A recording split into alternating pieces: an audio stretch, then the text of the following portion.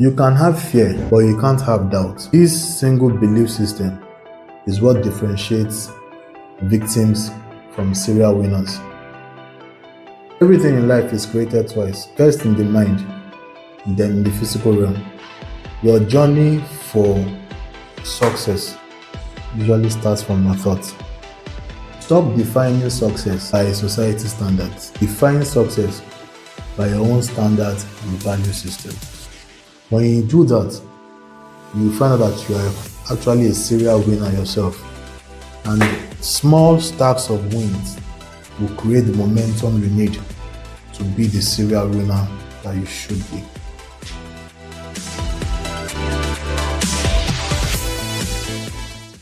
My name is Deola Badmus and I remain your host. And today we'll be looking at mindset and beliefs that I have that has helped me to become a serial winner. I want to thank everybody that has been following this podcast. But I also want to say this. Subscribing to this channel actually has a positive impact on reaching a greater audience. I want to plead with you that you should subscribe to the channel and then you can also share with someone that you think can benefit from this. Thank you. So I'm going to discuss 5 mindsets and beliefs that has shaped me to the point where I'm in right now. So the first one, beliefs shapes us, and then you need to eliminate your doubts. You can note it down. Our beliefs are drivers of our behavior. And what that means is, if you take an example of the city of Lagos, we can either see Lagos as stressful or you see Lagos as an opportunity. Some of us see our job place as toxic, while in the same job, some people see it as learning grounds.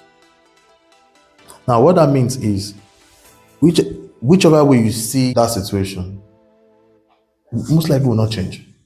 But the second point I want to drive home is that when you have a belief system, there is something I call evidence-based beliefs. And in evidence-based beliefs, do you know what happens? If you see Lagos as stressful, you would see a lot of evidence to confirm that Lagos is stressful. If you see Lagos as opportunity, you will see a lot of evidence to confirm that Lagos is a land of opportunities. You start seeing that, 22 million people, a lot of businesses are thriving. You don't need networks to make it in Lagos. Now, having said that, one of the key issues as regards to beliefs is we have limiting beliefs. We have what? And those limiting beliefs is what I want to speak to. So I have one. So I always say that I am not academically talented. I tell you guys all the time. But I also have, and I've written it down somewhere. So if you have a limiting belief, write it down. Write it down somewhere to say, this is a belief that I have that limits me, or it's a negative thought that I have, I'll hold by myself.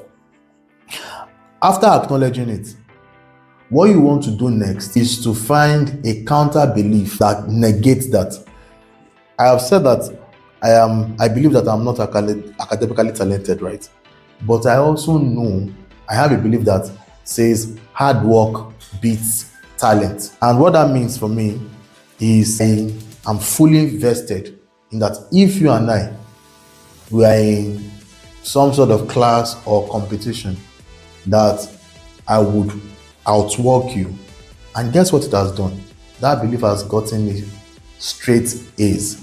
So I will conclude with this, that you need to embrace certain beliefs that counter the beliefs that you hold. Somebody explained to me that beliefs could be strongholds. Yes, they are. So you have to find a counter belief, and then you have to acknowledge that I hold this belief, then work against it. So let me give you a practical task to do. Write down one limiting belief you hold about yourself or your business. Next to it, write one compelling piece of counter evidence as a past win that proves that that belief cannot hold you down. So I told you, I recognize that Lagos is stressful, but I also hold on that belief that Lagos is a land of opportunities. So when you have a counter belief, it helps you to actively work against that belief. In conclusion, do not just hold a belief and do nothing about it. Ensure that you address it and you are working against it. The second belief I hold says we are creators, which focuses on the power of our thoughts. I genuinely believe that God put us on this earth as creators, and He has given us infinite capacity to create. And that's why our brain is so advanced than any other living thing. However, I'm going to explain my favorite quotes to you guys. And my favorite quote in life says, everything in life is created twice. First in the mind and then in the physical realm. That the birth of creation happens within our mind. Now, you must also understand this so that you can embed into it. My latest creation is the Odyssey. The Odyssey is a CEO and a founder retreat. It started as a thought. And in that thought, I imagined myself in Kenya because I visited Kenya on holiday.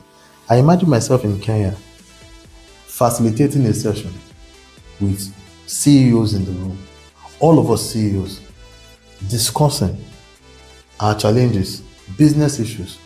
I could see me in that room. I could see how the discussion was going. And then what happened, what followed after that thought was I developed a workshop on paper. Then I took that workshop and I gave it to our developer, Bestman, who is here. And Bestman turned it into a web page. Then I took that web page, then I shared it amongst my family and friends. And then quite a number of people showed interest. And guess what now? We're going to Kenya, Nairobi, December 14. And everything that I conceived is coming to life. But it started first with the belief that I am a creator. I believe it so strongly. Now, one of the things that limits us is that we do not dare to dream. I want you to dream. I want you to be able to conceive what success would look like. I want you to be able to conceive you as a champion.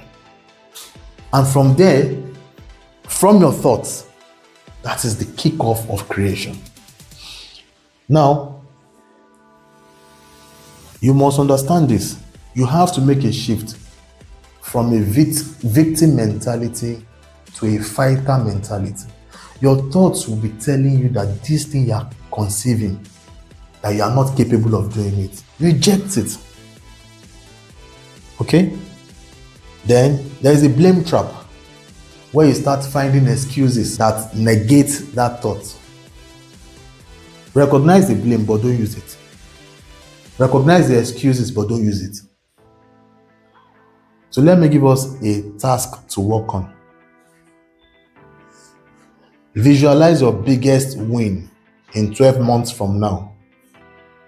Then answer this. What is one small action you will take today to bring that mental image into the physical realm? The third one is goals versus improvement. I would say focus on embracing the process. My issue with goal setting is that I see goal setting as limiting. I would rather have an improvement approach than setting a goal. I would say that I am a victim of setting a goal and achieving it. So what happens is that when I set a particular goal and then when I achieved it, there were two things that happened. And I will speak to the goal, which is, I set a goal to lose 10 kg about 6 years ago. Then after I achieved it, I fell back to my old ways. So I learned very quickly that the goal should not be my pursuit. So my pursuit is an improvement mindset. And that has changed the entire narrative for me. So let's look at some of the key points here. Now, the solution to a goal is to consider an improvement approach.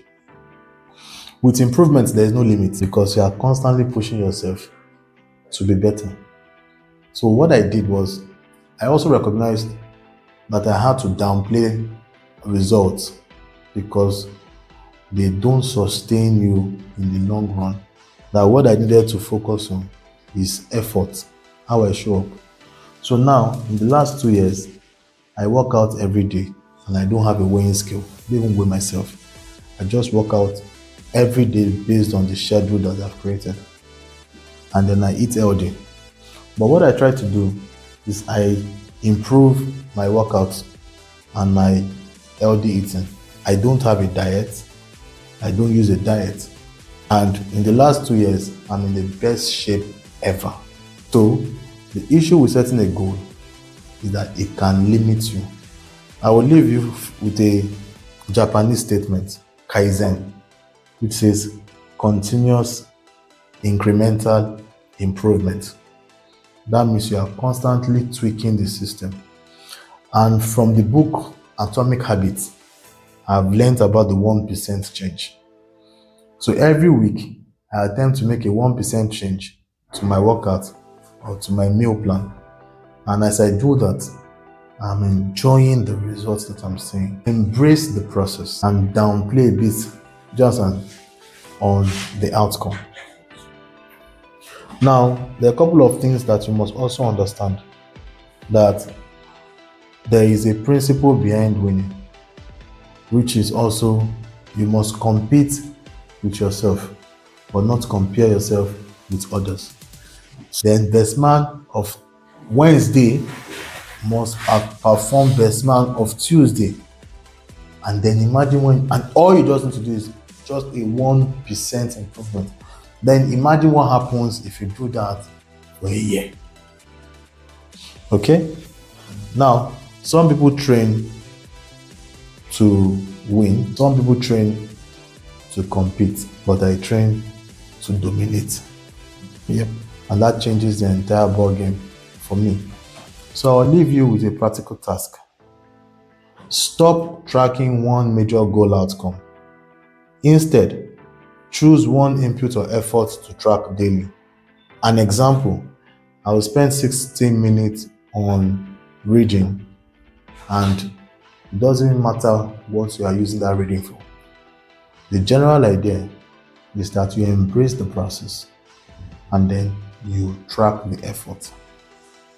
So the fourth mindset I have is an interesting one.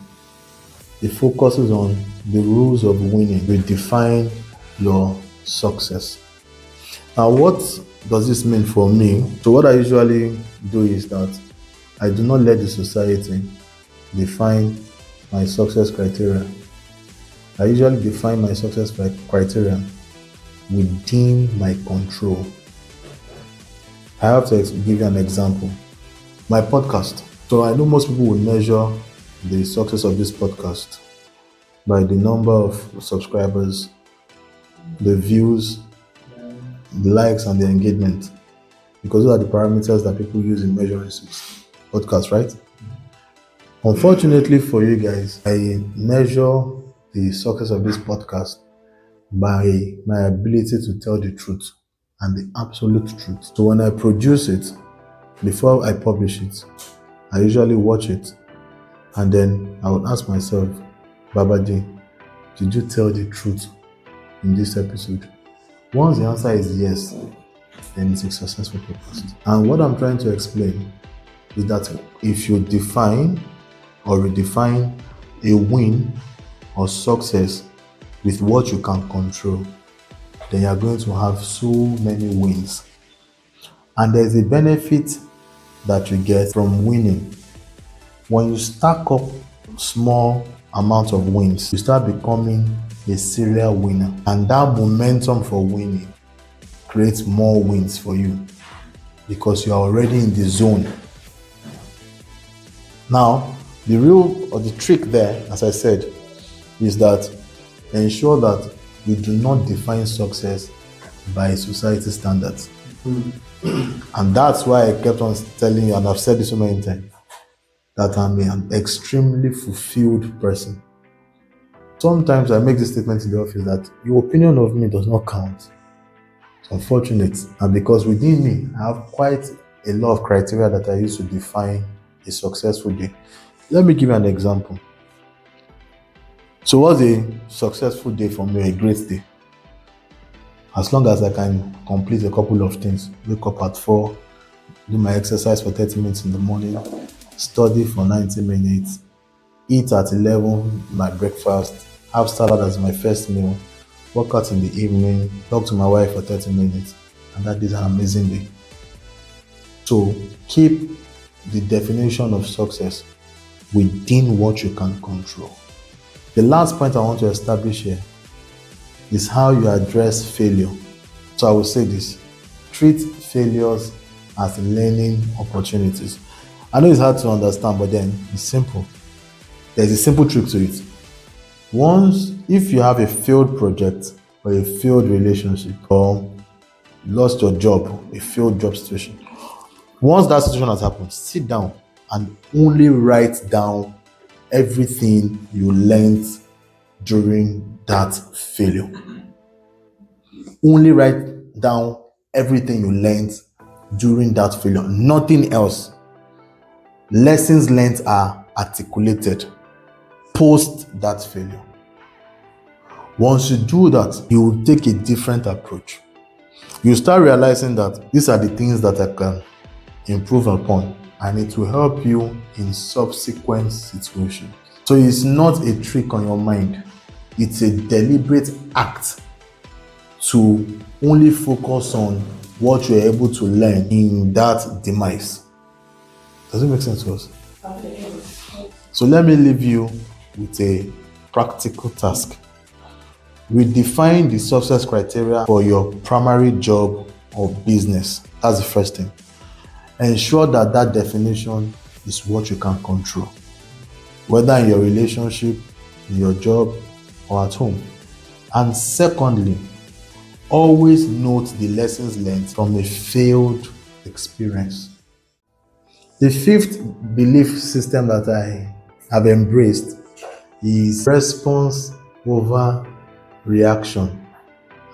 Pausing is powerful. Now, one of the things that I have come to master as a serial winner is that I have embraced that it is best to pause when I'm in a situation.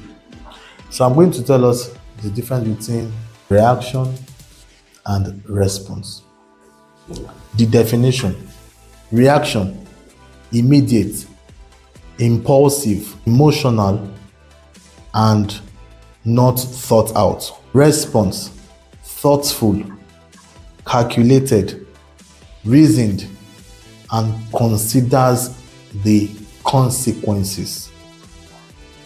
Now, in practice, when you have faced with a situation, usually part of your brain will go into a primitive mode, which is to react.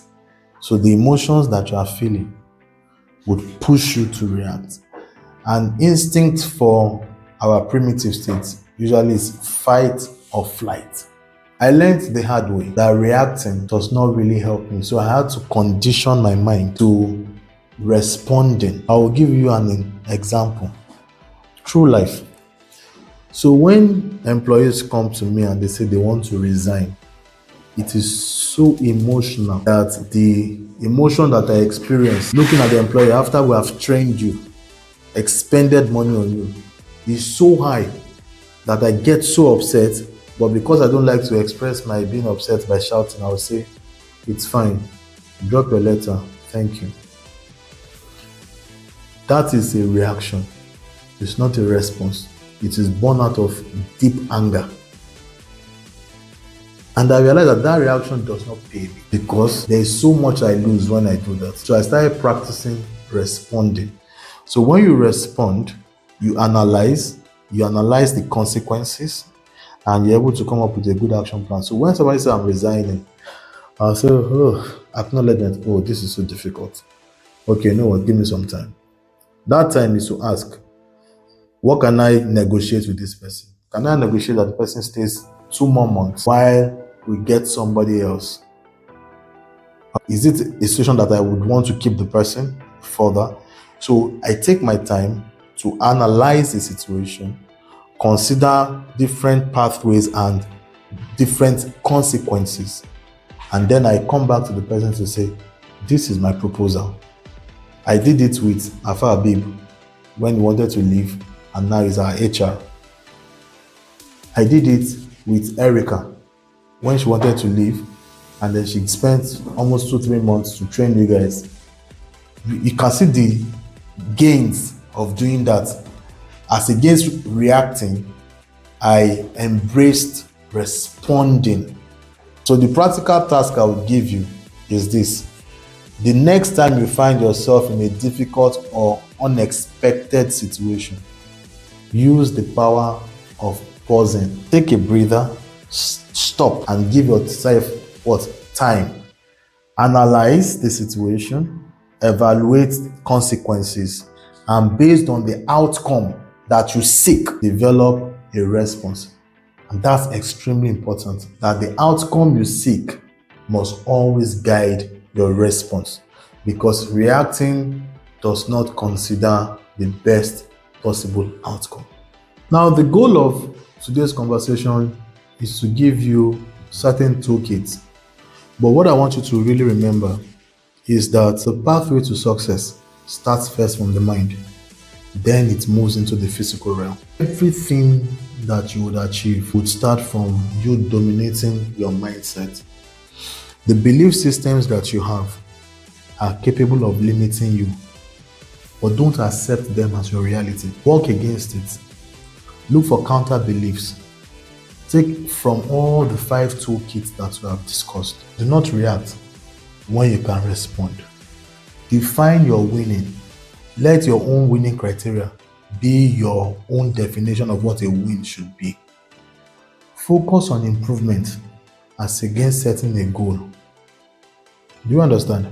And then ensure that the beliefs or strongholds that you hold do not define you. Thank you.